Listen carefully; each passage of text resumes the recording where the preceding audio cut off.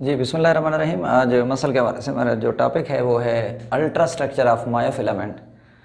के जो मायोफिब्रिल्स थे उनके ऊपर जो कंट्रैक्टाइल यूनिट थी उनके अंदर दो किस्म के फिलामेंट हैं, मायोफिलामेंट हैं। और अल्ट्रा का मतलब होता है इलेक्ट्रॉन माइक्रोस्कोप से। और ये जो मायोफिलामेंट हैं ये दो तरह के हैं। एक को हम कहते हैं जी थिक फिलामेंट है, और दूसरे को नाम देते हैं जी बेटा थिन फिलामेंट। तो दूसरा जो है ये थिन फिलामेंट है। तो मायोफिलामेंट दो तरह के मौजूद हैं, एक थिक है और दूसरे थिन है। मतलब ये डायग्राम मैं ड्रा कर देता हूँ। ये आप देख सकते हैं कि ये वाले थिक हैं,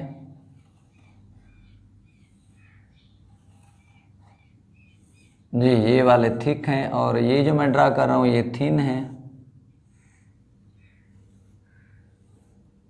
जी ये थिन है। याद होगा ये जी लाइन है, ये जी लाइन है, ये भी जी लाइन है। और ये वाला जो जोन थी इसे हमने नाम दिया था एच जोन, और दरमियान में एक लाइन थी उसे हमने नाम दिया था एम लाइन। ये एम लाइन है, मैं यहाँ नहीं लिखता इसको,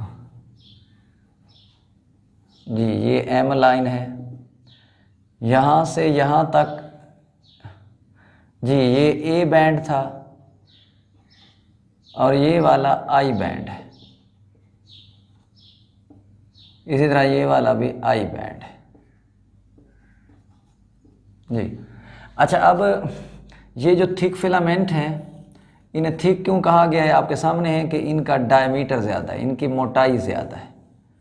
तो ये थिक वाले ज़्यादा थिक हैं थिन की निस्बत। और ये कितने हैं? ये 16 नैनोमीटर इन डायामीटर है, यानी इनका जो डायमीटर है वो 16 होता है। अच्छा, जो थिन है इनका डायमीटर कितना होगा? 7 से लेकर 8 नैनोमीटर तक, इसलिए इन्हें थिन कहा जाता है। अगर आप देखें कि ये थिक वाले कहाँ अरेंज हैं, थिक वाले अरेंज होते हैं जी, दे आर अरेंज्ड इन जी ए बैंड। ये थिक वाले जी सिर्फ किस बैंड में अरेंज है? ए में। लेकिन अगर मैं थिन के हवाले से बात करूं तो थिन वाले अरेंज्ड हैं इन जी, ये देखें आई बैंड में भी है और थोड़ा हिस्सा ए बैंड में भी आ चुका है। ये देखें आई बैंड में भी है, थोड़ा हिस्सा इनका ए बैंड में भी आ चुका है। इसका मतलब they are arrange in I band and G small portion in A band. तो ज्यादा हिस्सा आई बैंड में है थिन का, लेकिन कम हिस्सा जो है वो ए बैंड के अंदर, इतना यहां से यहां तक थोड़ा पोर्शन ए बैंड में भी अरेंज है। अच्छा, अब जो थिक फिलामेंट है इनके अंदर जो प्रोटीन पाई जाती है उसे कहते हैं मायोसिन। तो यहां मायोसिन के कई फिलामेंट मौजूद हैं। अब जो थिन फिलामेंट है उनमें 3 किस्म की प्रोटीन है जी। जो मेन प्रोटीन है, चीफ प्रोटीन है, वो एक्टिन है, ये सबसे ज्यादा है। तो मसल में सबसे ज्यादा पाए जाने वाली प्रोटीन ही एक्टिन है। लेकिन आप मेरे से सवाल पूछ रहे होंगे कि ये एक्टिन किस तरह हो सकती है? एक्टिन तो थिन है इसके फिलामेंट, और मायोसिन के तो ज्यादा मोटे हैं। लेकिन जरा गौर करें कि अगर इनके 2 फिलामेंट इकट्ठे हो जाएं तो इनके एक के बराबर हो सकते हैं। ठीक है, एक बात कि अगर ये वाले और ये वाले 2 इकट्ठे हो जाएं जी तो ये थिक के बराबर हो सकते हैं। ठीक है, हो गए जनाब। फिर हम देखते हैं कि आई बैंड में सिर्फ एक्टिन तो नहीं है, बाकी भी तो प्रोटीन है। ट्रोपोमायोसिन है, ट्रोपोनिन है, आखिर ये भी तो मौजूद हैं। लेकिन आपको पता होना चाहिए कि ये जो थिक फिलामेंट है इसको एक एंड से सराउंड ये 2 नहीं करते। ये तो डायग्राम में हमने 2 शुरू कराए हुए हैं। एक्चुअली एक एंड से 6 इस तरह के होते हैं। यानी अगर ये मायोसिन का फिलामेंट है, थिक है, तो उसको एक एंड से ये देखें इस तरह 6 फिलामेंट थिन के सराउंड करते हैं, तो 6 दूसरे एंड से। तो इसका मतलब ये हुआ कि ये तो तादाद में ज्यादा बन गए, इसलिए तो फिर एक्टिन जो है ये मोस्ट अबेंडेंट प्रोटीन है, सबसे ज्यादा अरेंज होने वाली प्रोटीन है जो मसल के अंदर मौजूद है जी। मैं बात कर रहा था कि थिक फिलामेंट में जो प्रोटीन है उन्हें नाम देते हैं मायोसिन।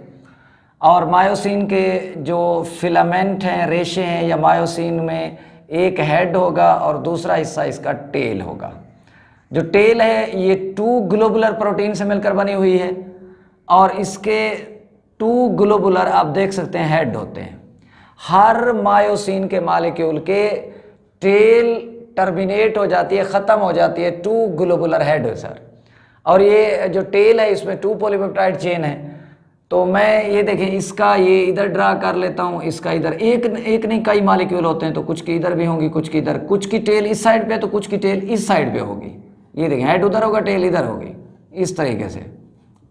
तो इसी तरह सबके साथ ऐसे ही होगा। तो इस मायोसिन की टेल पर ये जो ग्लोबुलर हेड हैं, ये जो ग्लोबुलर हेड हैं, ये असल में ड्यूरिंग मसल कंट्रैक्शन ये अटैच हो जाते हैं एक्टिन की बाइंडिंग साइट पर। ये एक्टिन पर जो एक्टिन फिलामेंट है उनके ऊपर मैं अभी बात करूंगा, जो बाइंडिंग साइट मौजूद हैं उनके साथ ये अटैच हो जाते हैं। तो इसका मतलब ये हुआ कि ये ग्लोबुलर हेड थिक और थिन को अटैच करते हैं और उनके दरमियान ये क्रॉस ब्रिज बनाते हैं, उनके दरमियान ये पुल बनाते हैं, उनकी अटैचमेंट का सबब बनते हैं। कौन? Globular head. जी मैं बात की कि जो थिक है उसमें एक ही किस्म की प्रोटीन है और वो प्रोटीन है मायोसिन। हाँ एक ही टाइप की प्रोटीन है लेकिन मॉलिक्यूल मैनी है। हर मॉलिक्यूल की जो टेल है वो एंड हो जाती है, टर्मिनेट हो जाती है 2 ग्लोबुलर हेड पर, एक इधर होगा एक इधर होगा। तो इसी तरह टेल के अंदर तो 2 पॉलीपेप्टाइड चेन होती हैं, कुछ की मैंने कहा टेल इस साइड पे होगी, कुछ की टेल इस साइड पे होगी। चलें ये मैंने थिक की बात कर ली, मैं आ जाता हूँ थिन की तरफ।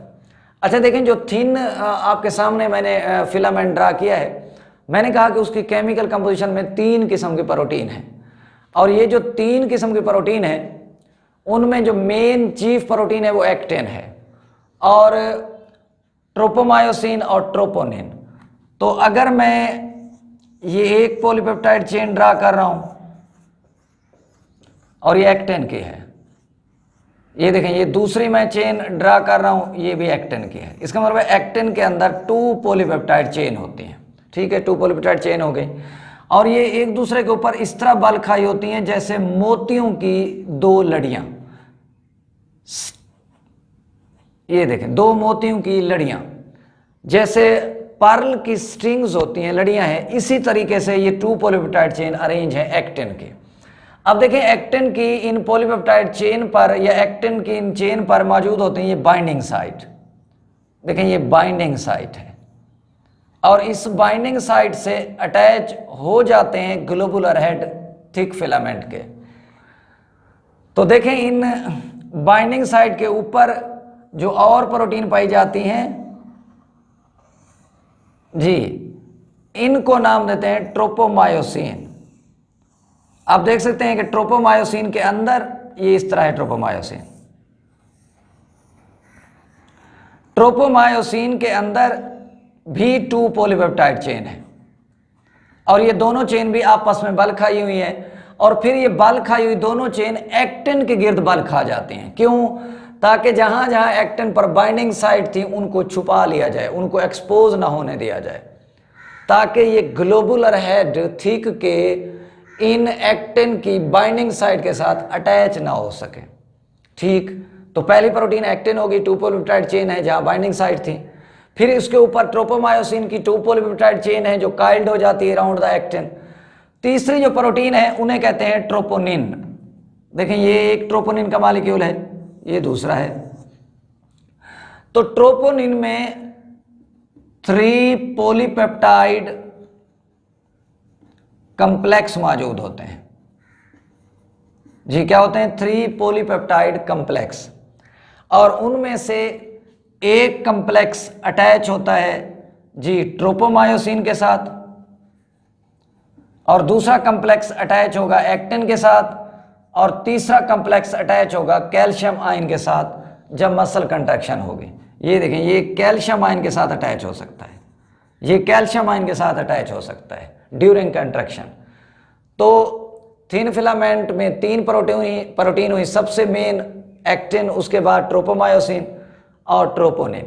एक्टिन में भी 2 पॉलीपेप्टाइड चेन है, ट्रोपोमायोसिन में भी 2 पॉलीपेप्टाइड चेन है, लेकिन जो ट्रोपोनिन है इसमें 3 पॉलीपेप्टाइड कॉम्प्लेक्सेस हैं और उनमें से एक कम्प्लेक्स देखें किसके साथ अटैच है, ट्रोपोमायोसिन के साथ, दूसरा एक्टिन के साथ, और तीसरा जब कंट्रैक्शन होगी तो ये अटैच हो जाएगा विद द कैल्शियम आयन, ये कैल्शियम आयन के साथ अटैच हो जाएगा। ये मैंने अल्ट्रा स्ट्रक्चर बात की है मायोफिलामेंट की, यानी थिक और थिन की। और ये बात भी मैंने बता दी कि जो एक थिक फिलामेंट है, अगर मैं थिक फिलामेंट ना कहूँ, इसे मायोसिन का फिलामेंट कह लूँ क्योंकि इनमें मायोसिन के मालिक्यूल हैं, तो एक मायोसिन का जो मालिक्यूल है ये वाला, इसको एक एंड से 6 एक्टिन के फिलामेंट से राउंड करते हैं, एक एंड से, दूसरे एंड से भी 6 करेंगे।